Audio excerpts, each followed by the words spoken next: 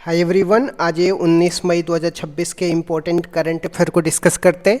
So let's get started without any further delay. प्रश्न संख्या 1 से स्टार्ट करते हैं। प्रधानमंत्री मोदी को किस देश के सर्वोच्च सम्मान royal order of polar star से सम्मानित किया गया है? तो स्वीडन के सर्वोच्च सम्मान royal order of polar star से सम्मानित किया गया प्रधानमंत्री मोदी को।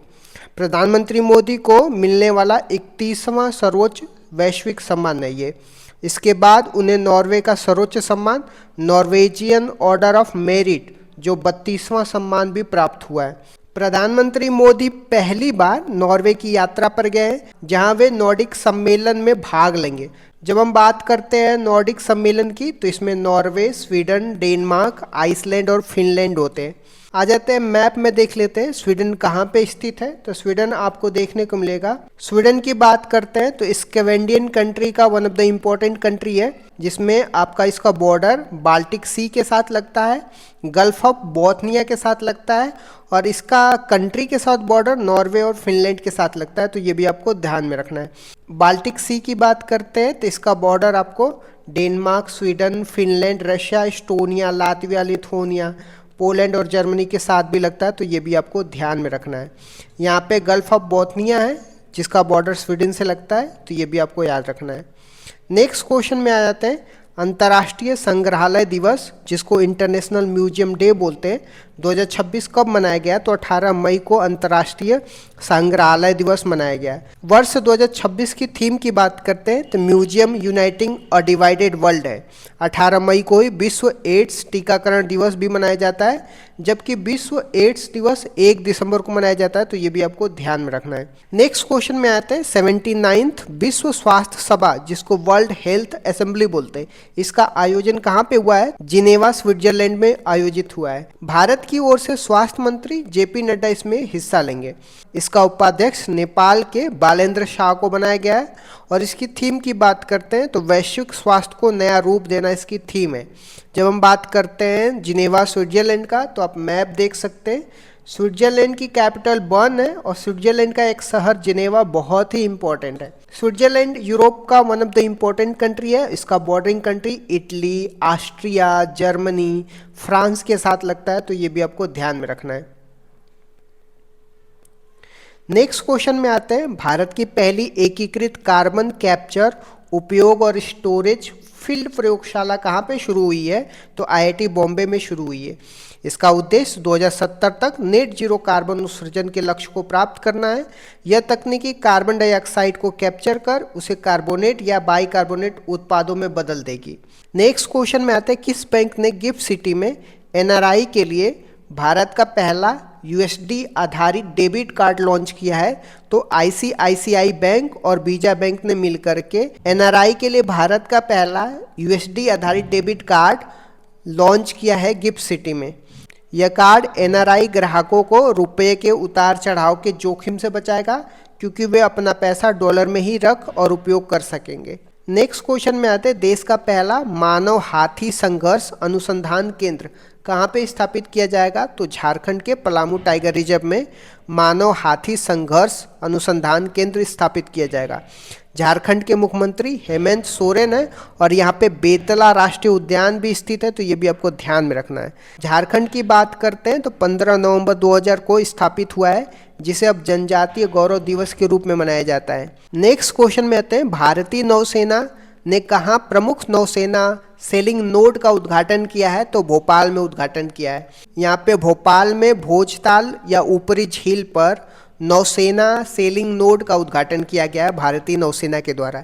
इसका उद्घाटन नौसेना के प्रमुख दिनेश त्रिपाठी ने किया है। इसके उद्देश्य की बात करते हैं तो नौका दौड़ और अन्य जल कौशलों की ट्रेनिंग देकर के ओलंपिक के लिए खिलाड़ी तैयार करना है। नेक्स्ट क्वेश्चन में आते हैं ऑपरेशन अंतिम पहाड़ के तहत किस जिले को नक्सल मुक्त घोषित किया गया है? तो गढ़चिरौली महाराष्ट्र के जिलों को नक्सल मुक्त घोषित किया गया है। भारत सरकार ने 31 मार्च 2026 तक नक्सल मुक्त भारत का लक्ष्य रखा है।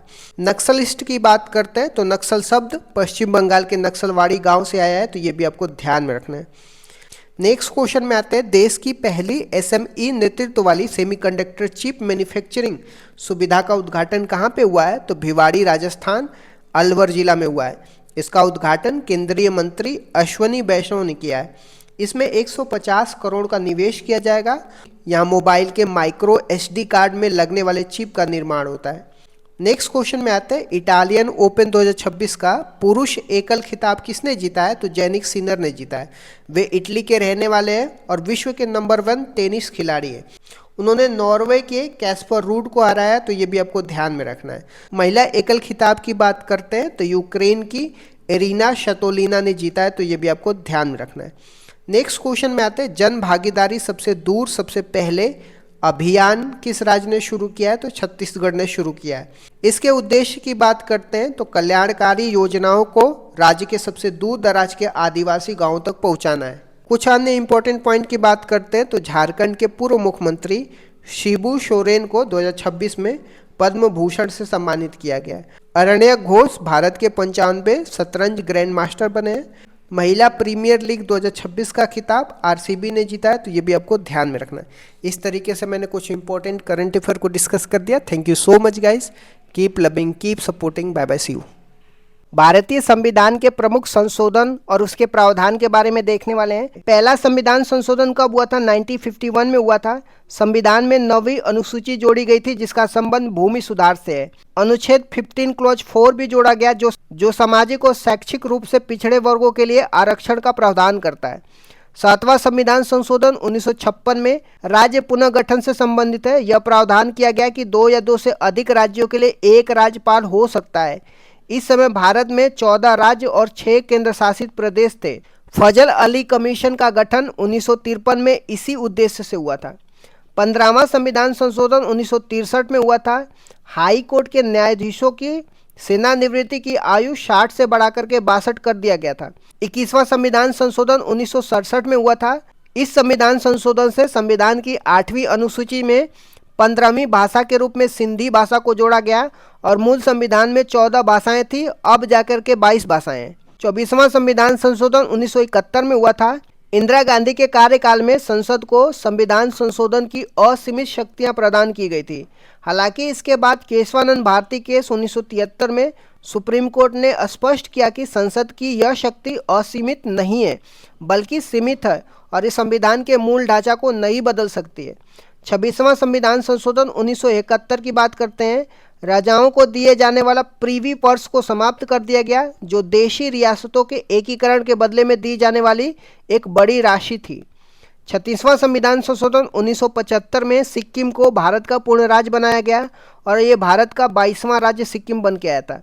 42वां संविधान संशोधन 1976 की बात करते हैं। इसे मिनी कॉन्स्टिट्यूशन या लघु संविधान कहा जाता है। 42वां संविधान में प्रस्तावना में संशोधन किया जिसमें समाजवाद, पंथ निरपेक्ष, अखंडता शब्द जोड़े गए और प्रस्तावना में अब तक ये एकमात्र संशोधन है। 42वां संविधान संशोधन में फंडामेंटल ड्यूटी जोड़ी गई थी जो भाग 4A में अनुच्छेद 51A को जोड़ा गया था जिसमें मौलिक कर्तव्य शामिल थे। यह सरदार स्वर्ण सिंह समिति की सिफारिश पे फंडामेंटल ड्यूटी जिसको मौलिक कर्तव्य बोलते हैं इसको जोड़ा गया था। 42वां संविधान संशोधन में राज्य सूची से समवर्ती सूची में विषयों को हस्तांतरण किया गया जिसमें 5 विषय वन, वन्य जीव, मापतोल, न्याय प्रशासन और शिक्षा को राज्य सूची से समवर्ती सूची में स्थानांतरित किया गया। नए अनुच्छेद आर्टिकल 39A जो निःशुल्क कानूनी सहायता की बात करता है। आर्टिकल 48A जो पर्यावरण संरक्षण की बात किया जाता है, ये भी 42वां संविधान संशोधन में जोड़ा जाता है। 44वां संविधान संशोधन 1978 की बात करते हैं। ये मोरारजी देसाई के कार्यकाल में हुआ था। इसमें संपत्ति के अधिकार में बदलाव किए जाते हैं। संपत्ति के अधिकार को मौलिक अधिकार की सूची से हटा करके इसे कानूनी अधिकार जिसको लीगल राइट बनाया गया जो अब अनुच्छेद 300A में है। पहले इसमें आर्टिकल 30 पहले संपत्ति का अधिकार आर्टिकल 31 पहले संपत्ति का अधिकार अनुच्छेद 31 में था। राष्ट्रीय आपातकाल नेशनल इमरजेंसी की बात करते हैं। इसमें राष्ट्रीय आपातकाल के लिए आंतरिक अशांति के स्थान पे सशस्त्र विद्रोह शब्द का प्रयोग किया गया। राष्ट्रीय आपातकाल लगने के लिए कैबिनेट की लिखित अनुमति को अनिवार्य किया गया। संविधान में कैबिनेट शब्द की पहली बार उल्लेख इसी संशोधन में हुआ था। आ जाते हैं 52वां संविधान संशोधन की बात करते हैं जो 1985 में हुआ था। राजीव गांधी के कार्यकाल में दल बदल विरोधी कानून आया था जिसको एंटी डिफेक्शन लॉ बोलते हैं। संविधान में 10वीं सूची जोड़ी गई जिसका उद्देश्य दल बदल को रोकना था। आ जाते हैं 61वें संविधान संशोधन जो 1989 में हुआ था। यह राजीव गांधी के कार्यकाल में मतदान की आयु 21 वर्ष से घटा करके 18 वर्ष कर दी गई थी। अब आ जाते हैं 73वां संविधान संशोधन 1992 में पंचायती राज व्यवस्था या ग्रामीण स्थानीय स्वशासन से संबंधित है। संविधान के भाग 9 और 11वीं अनुसूची जोड़ी गई जो पंचायती राज से संबंधित है। भाग 9 में अनुच्छेद 243 से लेकर के 243 ओ शामिल किया गया। 24 अप्रैल 1993 से इसको लागू किया गया। 74वां संविधान संशोधन 1992 की बात करते हैं। ये शहरी स्थानीय स्वशासन की बात करता है जिसमें नगर पालिका नगर निकाय से संबंधित है। संविधान में भाग 9 ए और 12वीं अनुसूची जोड़ी गई। 12वीं अनुसूची में टोटल 18 विषय हैं। आ जाते हैं 86वें संविधान संशोधन 2002 की बात करते हैं। 6 से 14 वर्ष के बच्चों के लिए अनिवार्य और मुफ्त शिक्षा का प्रावधान किया गया। अनुच्छेद 21 ए जोड़ा गया जिसके तहत शिक्षा का अधिकार एक मौलिक अधिकार बन गया। अनुच्छेद 51 ए क्लॉज के रूप में 11वां मौलिक कर्तव्य भी जोड़ा गया था। आ जाते हैं 89वां संविधान संशोधन 2003 की बात करते हैं। अनुच्छेद 338 ए को जोड़ा गया जिसमें राष्ट्रीय अनुसूचित जनजाति आयोग जिसको national commission for scheduled tribe का उल्लेख है। अनुच्छेद 338 में राष्ट्रीय अनुसूचित जाति का उल्लेख किया गया है। 91वां संविधान संशोधन 2003 की बात करते हैं। मंत्रिपरिषद के आकार को सीमित किया गया। इसके अनुसार कुल लोकसभा सदस्यों के 15% से अधिक मंत्री नहीं हो सकते। आ जाते हैं 92वां संविधान संशोधन 2003 की बात करते हैं। 8वीं अनुसूची में 4 भाषाएं जोड़ी जाती है जो बोडो, डोंगरी, संथाली और मैथिली होती है। 97वां संविधान संशोधन 2011 में सहकारी समिति से संबंधित है। संविधान के भाग 9 बी अनुच्छेद 43 बी और अनुच्छेद 19 क्लॉज 1 क्लॉज सी में सहकारी समिति शब्द जोड़ा गया। 99वां संविधान संशोधन 2014 की बात करते हैं। यह एक ऐसा संविधान संशोधन था जिसमें सुप्रीम कोर्ट ने असंवैधानिक करार दिया था। यह राष्ट्रीय न्यायिक नियुक्ति जिसको नेशनल जुडिशरी अपॉइंटमेंट कमीशन के निर्माण की बात करता है जिसका उद्देश्य कॉलेजियम पद्धति को बदलना था। आ जाते हैं 100वां संविधान संशोधन 2015 की बात करते हैं। भारत और बांग्लादेश के बीच में 3 बीघा कॉरिडोर जमीन के आदान प्रदान से संबंधित है। 101वां संविधान संशोधन 2016 की बात करते हैं जिसमें जीएसटी जिसको गुड्स एंड सर्विस टैक्स बोलते हैं इससे संबंधित है। यह 1 जुलाई 2017 को लागू हुआ। विजय केलकर समिति के सिफारिश पर यह आया था। संविधान में अनुच्छेद 246 ए जीएसटी का उल्लेख है और अनुच्छेद 279 ए जो जीएसटी काउंसिल का उल्लेख जिसका प्रमुख भारत के वित्त मंत्री होता है ये सब जोड़ा गया। 102वां संविधान संशोधन 2018 की बात करते हैं। इसमें आर्टिकल 338 बी जोड़ा गया जिसमें राष्ट्रीय पिछड़ा वर्ग आयोग की बात करता है। इसमें यह निर्धारित किया गया कि कौन सी जाति पिछड़ा वर्ग में आएगी और यह अधिकार केंद्र सरकार का होगा। आ जाते हैं 103वां संविधान संशोधन 2019 की जो आर्थिक रूप से कमजोर वर्ग जिसको इकोनॉमिकली वीकर सेक्शन बोलते हैं 10% आरक्षण की बात किया जाता है। संविधान में अनुच्छेद 15 क्लॉज 6 संस्थाओं में प्रवेश के लिए आरक्षण और अनुच्छेद 16 क्लॉज 6 सरकारी नौकरियों में आरक्षण की बात किया जाता है। आ जाते हैं 104वां संविधान संशोधन 2019 की जिसमें लोकसभा और विधानसभा में एंग्लो इंडियन के लिए आरक्षित सीटों को समाप्त कर दिया गया। अनुसूचित जाति अनुसूचित जनजाति के लिए आरक्षण को 10 साल के लिए क्या कर दिया गया, बढ़ा दिया गया। आ जाते हैं 105वां संविधान संशोधन 2021 की। यह 102वें संविधान संशोधन में संशोधन करता है। यह राज्य सरकारों को यह अधिकार देता है कि वो अपनी स्वयं की राज्य सूची में शामिल की जाने वाली पिछड़े वर्गों की जातियों की पहचान कर सके जो शक्ति 102वें संविधान संशोधन में केंद्र के पास दी गई थी। राष्ट्रपति ने 18 अगस्त 2021 को इस पर हस्ताक्षर कर दिया था। आ जाते हैं 106वां संविधान संशोधन 2023 की। इसे नारी शक्ति वंदनम अधिनियम के नाम से भी जाना जाता है। यह 128वां विधेयक था। इसका उद्देश्य लोकसभा और विधानसभा में महिलाओं को 33% आरक्षण प्रदान करना है। इसे अर्जुन मेघवाल ने पेश किया था और राष्ट्रपति ने इसे 28 सितंबर 2023 को सहमति दे दी थी। यह अगला परिसीमन 2026 के बाद लागू होने वाले चुनाव में लागू होगा। आ जाते हैं 129वां संविधान संशोधन विधेयक की। ये संविधान संशोधन विधेयक है जो प्रस्तावित किया गया है। भारत का नवीनतम विधेयक है जो या वन नेशन वन इलेक्शन की बात किया जाता है जो एक राष्ट्र एक चुनाव से संबंधित है, यह रामनाथ कोविंद कमेटी की सिफारिश पर पेश किया गया था।